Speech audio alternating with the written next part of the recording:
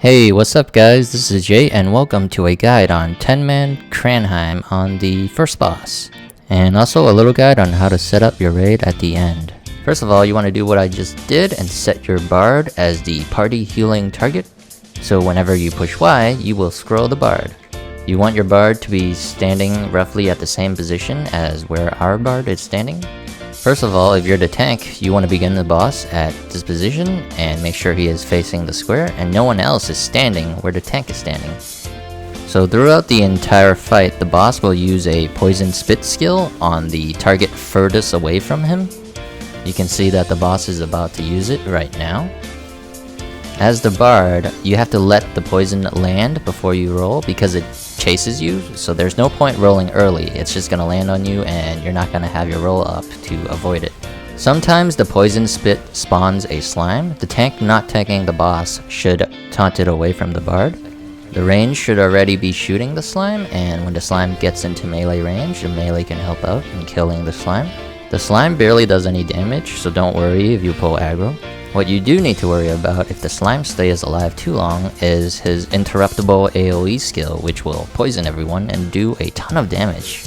Always be ready to scroll the bard, especially after he does his poison spit, because when there are 2 stacks of poison spit on the bard, it actually does a ton of damage. If the bard dies, the poison spit's gonna land in the middle of the group and it's gonna kill everyone.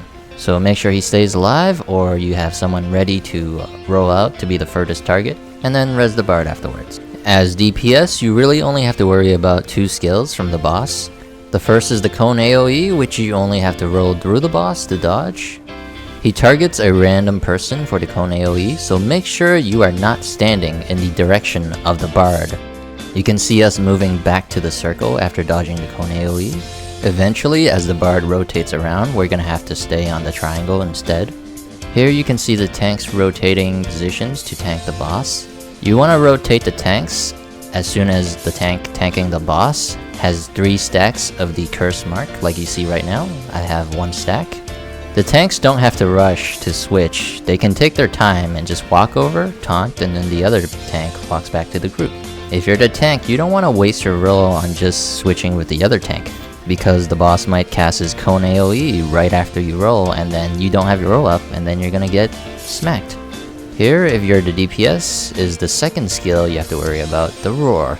It's an AoE that hits everyone, and it does quite a bit of damage. It's basically the only skill that does damage to you, so just use your potion. You don't have to use your scroll. Your scroll should be used on the bard, because by the time he uses another Roar, your potion would have healed you up back to full already. And the boss's last skill, which you can see him cast right now. It's called Khatto Fumes. Mechanically, this is not a skill you have to worry about.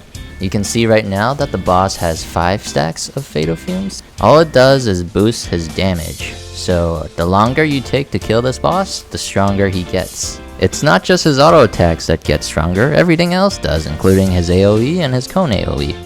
Which means this boss is also a DPS check. If you don't have the damage to kill this boss before he enrages, or have too many stacks where he just kills the tanks, then your group does not have enough DPS. If you are a DPS and you are not a support class, like a Bard or Ice Mage, and you have full Epiphany gear, you should at least be able to hit 3k DPS.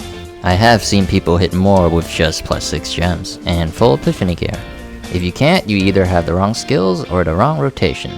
The minimum accuracy you should have is 1100, or you will miss a lot. Now this is not just for this boss, but it's for the entire raid. If you're the raid leader, you should be carefully picking what classes you bring to this raid. Classes like a bard for his many buffs, 1 or 2 ice mages for their crit buff, assassin for his defense debuff. Basically all classes have a form of debuff or buff. This includes tank classes, which can help out the entire raid. And most importantly, I see a lot of people do this incorrectly.